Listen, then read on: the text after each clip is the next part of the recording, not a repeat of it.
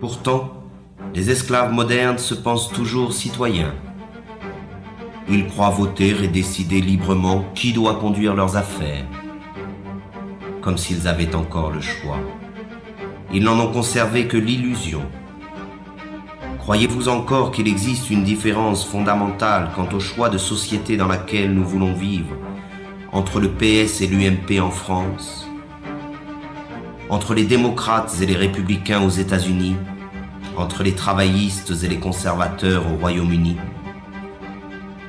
Il n'existe pas d'opposition car les partis politiques dominants sont d'accord sur l'essentiel, qui est la conservation de la présente société marchande.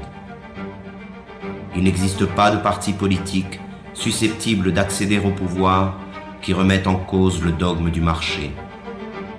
Et ce sont ces partis qui, avec la complicité médiatique, monopolisent l'apparence. Ils se chamaillent sur des points de détail pourvu que tout reste en place. Ils se disputent pour savoir qui occupera les places que leur offre le parlementarisme marchand. Ces pauvres chamailleries sont relayées par tous les médias dans le but d'occulter un véritable débat sur le choix de société dans laquelle nous souhaitons vivre. L'apparence et la futilité dominent sur la profondeur de l'affrontement des idées. Tout cela ne ressemble en rien, de près ou de loin, à une démocratie. La démocratie réelle se définit d'abord et avant tout par la participation massive des citoyens à la gestion des affaires de la cité. Elle est directe et participative. Elle trouve son expression la plus authentique dans l'assemblée populaire et le dialogue permanent sur l'organisation de la vie en commun. La forme représentative et parlementaire, qui usurpe le nom de démocratie, limite le pouvoir des citoyens au simple droit de vote, c'est-à-dire au néant, tant il est vrai que le choix entre gris clair et gris foncé n'est pas un choix véritable.